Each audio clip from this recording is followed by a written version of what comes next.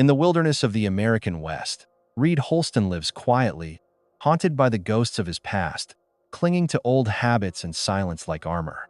Until one day, in a dusty market in the middle of Dry Fork Ridge, he steps out of his shadow with just $15 and a surprising decision to buy back a woman who has nothing left to lose. Before we dive into the story, don't forget to like the video and let us know where you're watching from in the comments section. She doesn't cry, she doesn't beg, she doesn't wait for anyone to save her. But from a small cabin in the middle of a harsh winter, two strangers begin to open their hearts.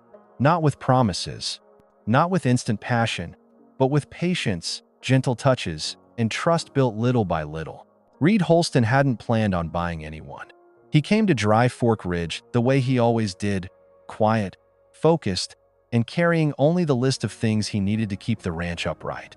Salt, coffee, lantern oil, nails, a new whetstone to replace the one that cracked clean in half last week. That was all. His coat was dust-colored, his beard untrimmed, and the lines around his eyes were carved deep by time and sun. The mule pulled slow through town, matching Reed's pace and temperament, deliberate, unbothered. Reed didn't stop to talk to anyone. He never did. The townsfolk had stopped expecting it years ago. He might have made it to the general store without pause if not for the noise coming from the old livery yard. Laughter, spitting, that ugly hum that gathered around spectacle. He didn't slow because he cared to. He slowed because the path narrowed with bodies and because one word caught his ear: auction. He heard other words too. Last one, useless. 3 days. Reed set the brake and stepped down. She stood tethered to a rough post, wrists bruised and rubbed raw. But her stance wasn't slumped or broken. She stood upright, chin level, eyes fixed on nothing. Not defiant, not defeated. Just still. Like looking at men was a danger she'd long since learned to avoid. Her dress, or what remained of it, was deerskin torn and dirt-smudged. The neckline ripped so low it exposed the upper swell of her chest. She didn't try to cover herself. There wasn't any extra cloth, and modesty hadn't protected her from anything. Her skin held the warmth of the land. She came from sun-darkened copper. Her limbs showed strength, not from luxury, but from labor and distance traveled. Her black hair hung tangled, half-braided, half-torn loose by wind and rough hands. The jeering had gone on for days. Reed could see it in the way the men leered and leaned, but she hadn't reacted. Not once. Hasn't said a word. Someone muttered beside him. 3 days. Others sold fast. Not her. Won't kneel. Won't beg. Just stands there. Folks say she's cursed or too proud. Same thing. Reed didn't answer. He stepped closer. Her eyes shifted, landing on him for the first time. There was no plea there, just calculation. She was reading him, same way he used to scan the horizon for ambush after the war. Like her life might depend on it. It probably did. He could have walked away, bought his nails and coffee, and gone home to his fences and silence. He could have convinced himself it wasn't his concern. But if he left, she'd still be standing there when the sun dipped low. And the next man might not care whether she begged or not. Reed reached inside his coat. The bills were still folded in the inner pocket, the same ones he'd counted twice that morning. "How much?" he asked, voice low from disuse. The auctioneer blinked. 15, he said. "She ain't worth that, but I'm tired of looking at her." Reed handed over the money without another word. "You want a bill of sale? Number?" The chains fell. She didn't rub her wrists. She didn't move until Reed turned away. Then she followed. He didn't speak. He didn't look back. He climbed onto the wagon seat. She climbed up beside him, silent. She didn't ask where they were going. Maybe she already knew it didn't matter. Every option left to her was a bad one. But some were worse. Reed noticed the cold seeping in from the mountains. Her dress wouldn't hold much heat. He shrugged off his coat and handed it to her. She took it, not putting it on, just laying it over her legs. They rolled out of town with the sound of boots and chuckles fading behind them. The mules moved steady, like they always did. Reed kept his eyes on the trail ahead. She kept her silence, and neither of them said a word for miles. The cabin sat hunched at the edge of the ridge, its walls weathered gray, its roof patched with tin and old cedar shakes. Snow hadn't come yet, but the wind carried its warning. The trees creaked in the hollows, and the sky hung heavy with the weight of the coming season. Reed stepped down from the wagon and led the mule around to the lean-to. The girl, no. The woman waited, still wrapped in his coat, still saying nothing. He didn't gesture, didn't tell her to follow. He didn't need to. She did anyway, silent as a breath. The cabin was built for one. It had been for 10 years. A single room with 2 narrow windows, a stone hearth, a cot in one corner, and shelves full of things only Reed had use for. He pushed the door open and stepped aside to let her in first. She paused, not hesitating, just watching, then crossed the threshold.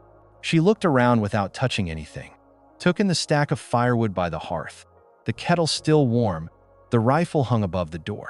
Her eyes stopped at the cot. One bed. Reed walked past her, took a folded quilt from the chest at the foot of the cot, and laid it out on the floor, near the fire but not too near. He dropped a small, firm pillow beside it. A second bed.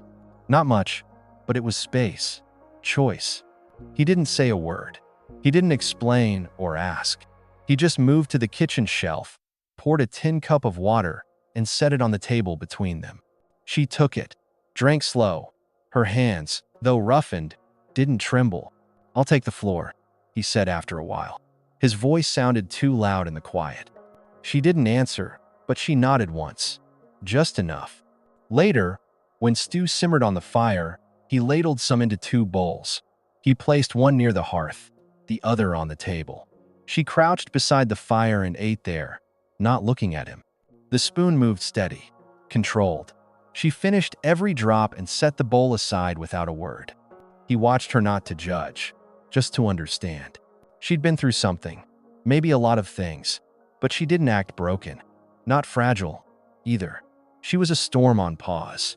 That night, Reed laid out his bedroll near the far wall, under the window. The wind rattled the shutters, but didn't break in. He listened for the shift of her weight, for the breathing that came after sleep. But it never came, not for either of them. Somewhere in the dark, she turned over. The fire popped. He closed his eyes. Morning came gray and cold. She was already up. She stood by the stove, adding a log with careful hands.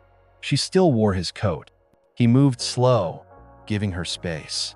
When she noticed him, she didn't flinch. She didn't look away. That was something. He brought out a second cup, filled it with coffee, and slid it toward her on the table. She took it. Only then did she speak one word, soft and worn at the edges. "Why?" Reed blinked. "Why what?" "Why me?" she asked. Not accusatory, not curious, just tired. He rubbed his jaw, the bristles rough against his palm. "Didn't seem right, leaving you there." She watched him over the rim of her cup. "You think it'll be different here?" He shrugged. "Won't chain you, won't touch you, unless you ask." She said nothing for a long time. Then, "What do you want?" "Reet met her chaza. Peace." She set the cup down. "Then we want the same thing." That night, he slept on the floor again. She took the cot. The coat stayed with her. But so did something else. Stillness, maybe. A little less guarded. A little more present. Neither of them slept much. But it wasn't fear keeping them awake anymore. Just the sound of another person breathing in the same room. After so long, that was loud enough. 3 days passed without another word between them. They worked around each other, not quite together, not quite apart. She swept the floor, sharpened the kitchen knives, folded and refolded the spare blankets. Reed chopped wood, checked the fence line, restacked the firewood she brought inside. They moved like ghosts with form visible, tangible, but without noise. It might have gone on like that a while longer, if not for the shoes. He found them in the old crate under the stairs leather, cracked at the heel, but still good. They'd belonged to Claire once. Reed held them in his hands longer than he meant to, feeling the dry curl of worn soles and the shape of a life gone. Then he brought them into the room and set them by the hearth, wordless. Later that day, she came in from the cold, snowflakes caught in her hair. She saw the shoes, didn't touch them, but they were gone the next morning, worn now, not just owned. That night, As the wind howled and the fire warmed the stones, she finally broke the silence. "Why did you bring me here?"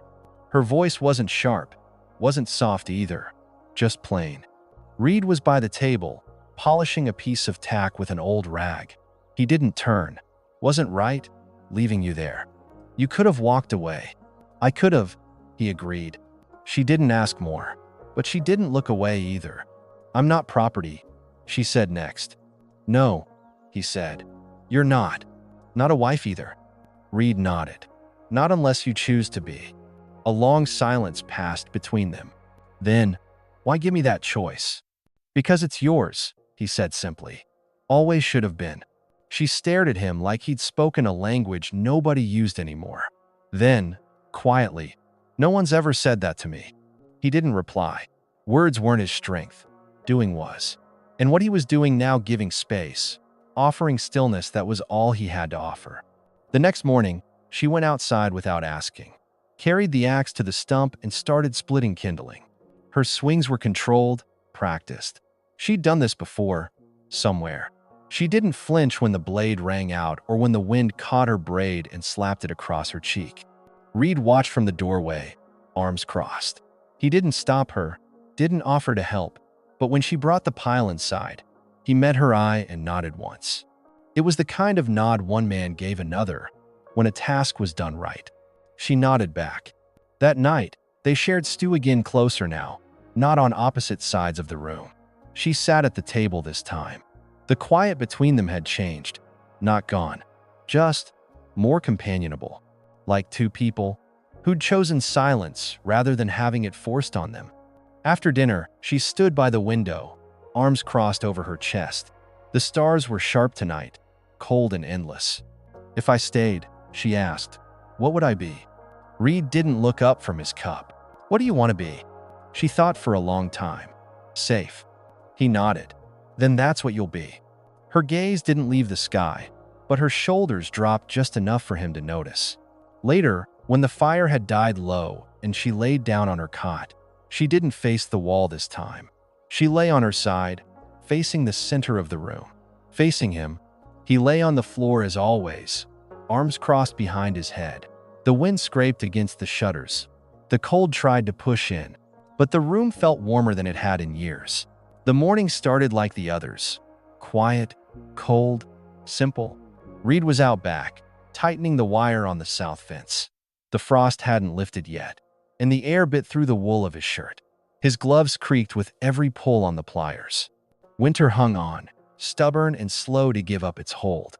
She came around the corner of the barn, arms full of feed sacks, her breath rising in white plumes. The boots fit her now. Her steps had weight to them, not hesitant, not uncertain. She belonged to the ground she walked on. He didn't speak, neither did she. They worked in a rhythm that required no words. Until she said, quietly, "I'm late."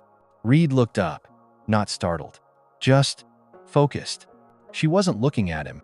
Her eyes were on the barn wall, the way someone stares at a question they haven't figured out how to ask. "I don't know for sure," she added, "but I'm late." Reed straightened. The wind moved between them, lifting strands of her hair. He let the silence stretch before he answered. "All right," he said. She blinked. "That's all." He nodded once. "If it's true, then it's yours. And mine, if you want it." She looked at him now, really looked. There was something close to surprise in her eyes, but not fear. Not quite. "I wouldn't keep it to trap you," she said. "I know. I wouldn't expect anything from you. Not that way. I know." She crossed her arms, not defensively, but to hold something steady inside her. "If I am, I won't be someone you rescued.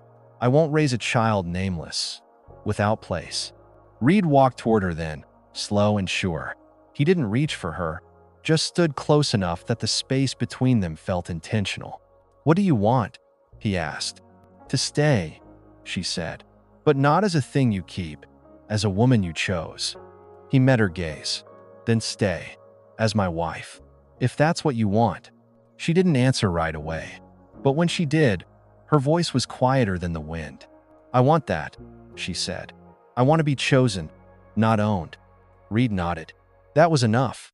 That evening, She sat at the table while he repaired the cradle he hadn't touched in a decade. The wood was dry, but not beyond fixing. He ran his hand across it, sanding down old edges. She brought over a cloth, dipped it in oil, and started wiping it clean. They didn't talk about names. Not yet. But she reached out once, laid her fingers over his hand. Just a moment. Just enough. Later, as the fire burned down to a soft orange glow, she didn't go to the cot. She sat beside him near the hearth, knees drawn close, coat around her shoulders. He offered his blanket. She didn't take it, just leaned her head against his arm, and they sat that way until sleep crept in. No promises, no declarations, just presence. It was enough. Snow fell that night. Thick, slow flakes that softened the hard edges of the land. By morning, the world outside was white and still, the kind of stillness that swallowed sound.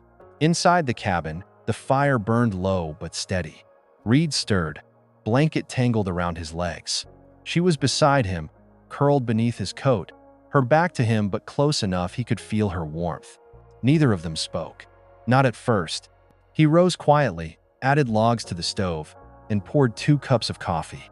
When he turned, she was sitting up, hair loose around her shoulders, the blanket draped over her knees. She took the coffee without a word, sipped, then looked at him over the rim. "You still sure?" she asked. Reed nodded. "Are you?" She set the cup down. "I didn't plan this." "Me neither. But it feels right." "It does." They sat in the quiet that followed, the kind of quiet that didn't press or ask questions. Outside, the wind moved through the trees. Inside, time felt suspended. Later that morning, Reed took her to the root cellar, showed her the shelves, the jars, the wrapped meat. She listened, nodded, took mental stock. They weren't just surviving anymore. They were preparing. He found her that afternoon fixing a tear in his shirt by the fire. Her hands moved steady. "Sure." She looked up when he came in and said, "I want to be your wife." Reed didn't smile. He didn't need to. He simply knelt, pulled a small tin box from beneath the cot, and opened it. Inside was a ring. Silver, simple, worn. She stared. "Was that hers?" He nodded. "You're giving it to me." "No," he said. "I'm giving it to us." She took it, slipped it on her finger slowly, reverently. Not as a replacement, as a beginning. They didn't say vows, didn't need a preacher or a crowd. They stood by the hearth, the two of them, hands linked, the firelight flickering across their faces. That was enough. That night, they shared the cot, not out of need, not for warmth, but because there was no longer a reason not to. He didn't reach for her. She didn't reach for him. They lay side by side, her hand resting lightly on his chest, his breath slow and even. In the dark, she whispered, "If the baby comes, I want it to know who we are." Reed turned his head toward her. "It will. And I want it to have a name, a home." He wrapped his arm around her. "It already does. Outside, the snow kept falling, but inside the cabin, the cold couldn't touch them. The snow kept coming, slow and steady, layering the land in silence. Days passed without much change. The cabin, small and weathered, became their whole world. She rose early now, sometimes before him, fed the fire, swept the floor, warmed water for washing. Reed would find her wrapped in his coat, hair still sleep mussed, eyes focused on the small rituals of survival. She didn't ask what needed doing. She just did. Reed watched her sometimes quietly, without her noticing. The way she moved, the steadiness in her hands. There was no fear left in her, only purpose. He repaired the roof when the wind peeled back a section, holding the ladder while she passed nails. They worked together without speaking much, but everything that needed saying had already been understood. At night, they read from an old book. Well, he read.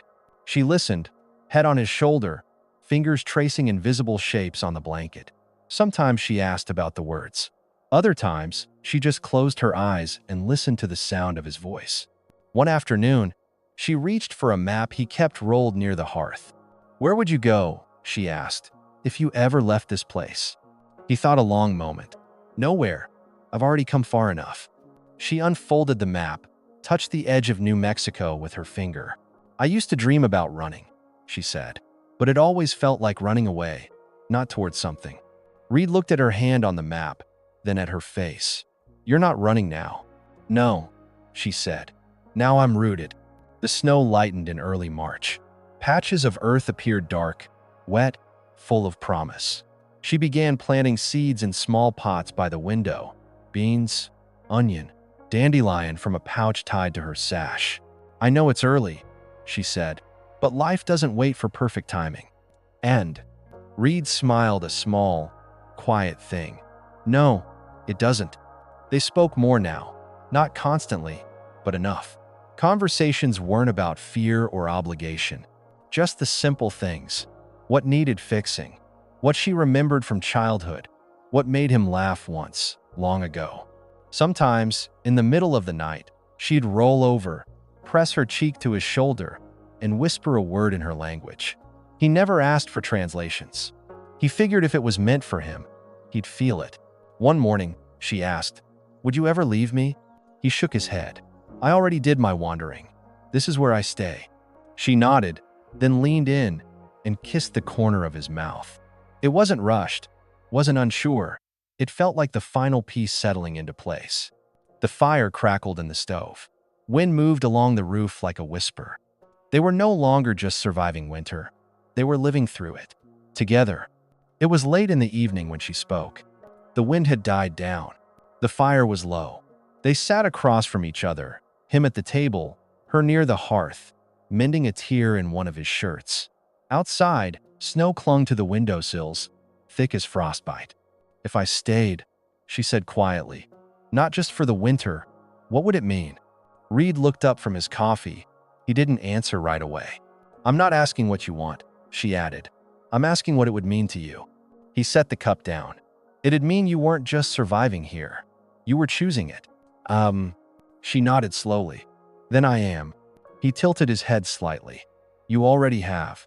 "No," she said, folding the shirt with care. "Now I'm saying it out loud." He stood, crossed to the old chest at the end of the cot, and opened it. This time, he didn't hesitate. He reached past the tin box that held Claire's ring, past the letters and dried flowers, and took out something new. A strip of rawhide, freshly braided. Simple, handmade. The kind of thing a man might craft when he's too stubborn to buy a store ring and too sincere to offer nothing. He turned to her and held it out. "I don't want to own you," he said. "I want to walk beside you." She took the braid and studied it for a long breath. Then she tied it around her finger, tight and sure. "I won't be the one you saved," she said. "I'll be your wife. That's the only way this works." Reed nodded. "You already are." They didn't speak vows.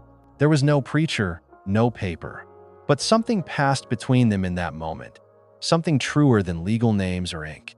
The next morning, she moved her things from the floor to the cot. He didn't move at all. He just held the door open while she carried her blanket and bowl across the room. That afternoon, the man who delivered coffee and salt rode up on his mule. "Thought you were still living out here alone," he said. Reed didn't look at him. He glanced at the woman standing behind him, then back at the trader. "No," he said. "My wife's here." The man nodded, surprised but not curious. Folks who lived too close to nature understood when a thing changed. They didn't always need to ask why. When the trader rode off, she leaned into Reed's side, eyes soft but unreadable. "I buried that girl," she whispered. "The one you found in chains. She doesn't live here anymore." Reed brushed her hair back gently. "Good. I never invited her in." That night, they slept close. Not from cold, not even for comfort, but from belonging. "Somewhere near dawn," she whispered. "If it's a boy, we'll name him after your father. And if it's a girl," she smiled in the dark, "she'll choose her own name."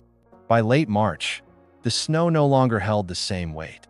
It still came at night, sometimes, but melted by noon, leaving patches of dark earth and shallow puddles reflecting the sky. She started planting.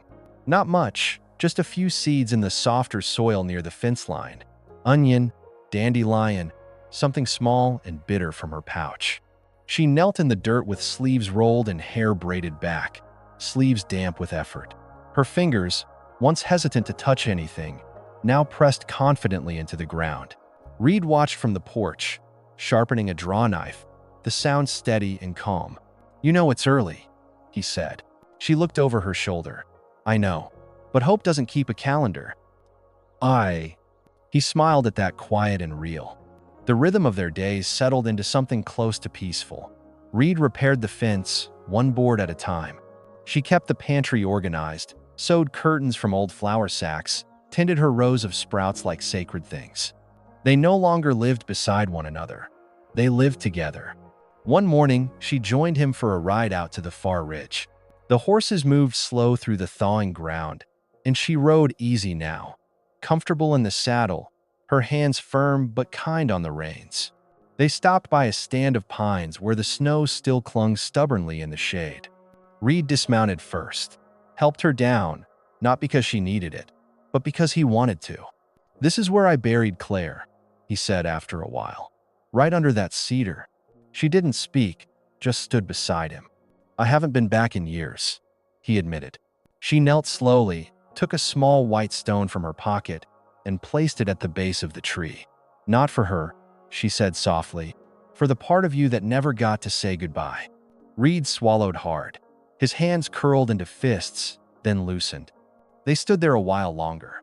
No prayers, no speeches, just the wind, the trees, the soft thud of their boots in the earth. That night, she brought out the tin box again. The old silver ring sat in its cloth like a relic.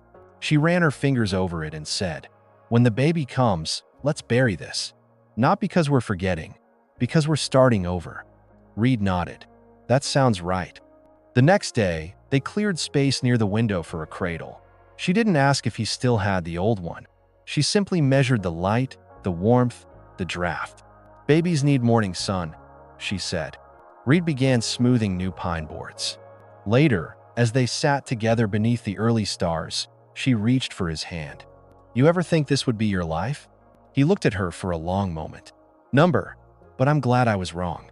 And she, this woman who once stood in chains and said nothing, leaned her head against his shoulder and said, "Me too." The night came cold, though spring had already softened the edges of the land. The wind outside was more of a hum than a howl now, and the fire inside burned steady. She was quiet, not the usual quiet of contentment or thought, but something deeper. She sat near the hearth, legs tucked under her, a blanket across her lap. In her hands, she held the small wooden box Reed kept tucked away in the chest. He noticed but didn't ask. After a while, she opened it and lifted out the ring. Claire's ring. The silver had dulled with time, but it still held a kind of presence, like the memory of someone who'd never left the room. She looked up. "Tell me about her?" Reed didn't move. He sat at the table, cup in hand, staring into the dark liquid like it held the words he hadn't yet found. "She was small," he said eventually, laughed easy, hummed while she worked, drove me mad with how many questions she asked. She smiled faintly. "And you loved her?" "I did." He let the silence return, but it didn't stay long. "She got sick," he said, "real fast. 6 days, maybe 7. I tried everything. By the time I rode into town for help, she was gone." Then, she looked down at the ring again. "I'm not her." "I know. I'm not trying to be. I know that too." She set the ring gently back into the box, then closed the lid. "I needed to hear it," she said. "Not to compare, just to understand the shape of what came before me." Reed stood slowly and crossed to her. He crouched beside the hearth, elbows on his knees, hands clasped. "I loved her," he said. "And that love ended with her. It didn't carry forward. What I feel for you it's not the same." She nodded. "It's not less," he added. "It's just different. Something I didn't think I'd get again." Her eyes softened. She leaned forward, resting her forehead lightly against his. "I don't need the past erased," she whispered. "I just need to know I'm not living in its shadow." "You're not," he said. "You're the only thing in the light now." They stayed like that for a long time. Fire crackling, wind brushing against the cabin walls. That night, they lay together in bed. No questions, no memories. Just warmth, breath to breath, heart to heart. In the quiet, She whispered something in her language, a word Reed didn't understand, but somehow felt. Later, before sleep took them both, he asked, "What did you say?" She smiled against his chest. "I said, we begin." By the second week of April, the snow had disappeared entirely. Mud clung to the wagon wheels. Birds returned to the trees, and the sun lingered a little longer each day. She hadn't bled in nearly 2 moons. Reed didn't ask. She didn't announce it. But the quiet between them had shifted again, no longer cautious or tender, but anticipatory. He noticed how her hand rested on her belly without thinking, how she moved a little slower, sat a little longer by the fire. He brought her more water. She took the heavier chores off her list. Then one morning, after breakfast, she placed both palms over her stomach and simply said, "Yes." He didn't ask what she meant. He only nodded and stepped outside to split wood, because that's what he did when he needed to feel solid in a moment too big for words. That afternoon, he rode to town alone. He didn't say why, didn't have to. When he came back, he handed her a folded bolt of soft cloth, white and blue, and a pair of tiny booties that looked far too small for anyone yet to exist. She touched the fabric as if it might disappear. "We'll need a name," he said. She smiled faintly. "Do you have one in mind?" He shook his head. "I was hoping you would." She thought for a long moment. "If it's a boy, we name him Samuel. That was your father's name." Reed nodded. "And if it's a girl?" She looked up at him, eyes full of something gentle and wild all at once. "Then we name her Morning, because she'll be light after everything." "And your friend?" The days passed with the rhythm of new expectation. She sewed the first small blanket. He added fresh boards to the cradle. They shared meals, laughter, quiet touches in the kitchen when no one else was watching, though no one else ever came. One night, she stood at the door, hands on her belly, looking out at the stars. "When she's born," she said, "I want her to have more than a roof. I want her to have a home." Reed came up behind her, wrapping his arms gently around her waist. "She will. And I want her to know who we are, where she came from." "She'll know," he said. "We'll teach her with everything we do." That night, she lit a small flame in a clay dish, said something soft in her language, and placed the ring, the one she'd once worn from his past, inside. It glowed for a moment, then cooled. She buried it beneath the pine tree behind the house. "Not to forget," she said, "but to leave room for something new." Reed stood beside her, holding her hand. They didn't speak on the way back inside. The quiet said enough. The air smelled different now, wet earth, new grass, the sharp sweetness of wildflowers beginning to break through the thaw. The kind of smell that told you things had changed for good. She stood barefoot in the garden, hands cradling the curve of her belly. The soil was soft beneath her feet, and the sun warmed her shoulders like a gentle hand. Around her, rows of green shot up, early lettuce, wild herbs, sturdy beans that would feed them through summer. Reed came from the barn, wiping his hands on a rack. He watched her for a moment from the porch, not as a man unsure, not as someone waiting, just a man looking at the life he'd built and the woman who chose to share it. He stepped down and joined her in the garden, reaching for her hand. She laced her fingers through his without looking away from the soil. "She kicked this morning," she said. He raised his eyebrows. "Did she?" She smiled. Felt like a promise. Reed crouched, pressed his palm gently to her belly. He didn't feel anything just then, but it didn't matter. The promise was real enough. Inside, the cradle waited beside the window, polished smooth and lined with the blue and white blanket she had finished only days ago. A name was already whispered through the house now and then. Morning, if it was a girl. Samuel, if not. Neither name was certain yet, but both belonged to something real, something growing. That afternoon, Reed found her sitting on the porch, a bowl of peas in her lap, shelling slowly, humming to herself. Not a song he knew, but something old, something warm. He sat beside her, took up a handful, and joined in. The sky turned soft with evening. The land no longer looked like a place to endure, it looked like a place to live. She leaned into his side. "You remember when I asked you what I'd be if I stayed?" she said. He nodded. "I remember." She tilted her head up, met his eyes. "I think I've answered that for myself. And I'm not a rescued woman. I'm not a chained thing. I'm not a memory." Reed brushed his thumb over her knuckles. "I'm yours," she said, "but only because I chose to be, and I'll raise this child with the same right to choose." Reed nodded. "That's the only way I know." The stars came out, one by one. No moon that night, just the hush of the trees and the slow breath of the land. Inside the cabin, the fire glowed low.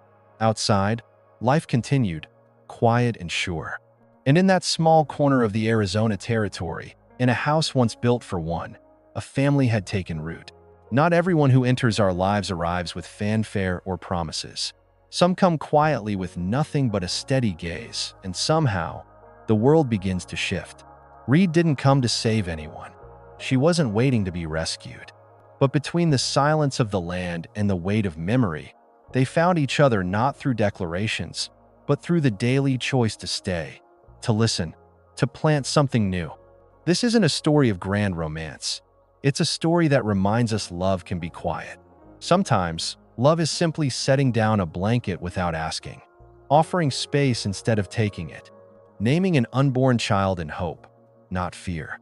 In the end, the greatest truth this story leaves us with is this: freedom isn't something given, it's something claimed when we finally believe we deserve it.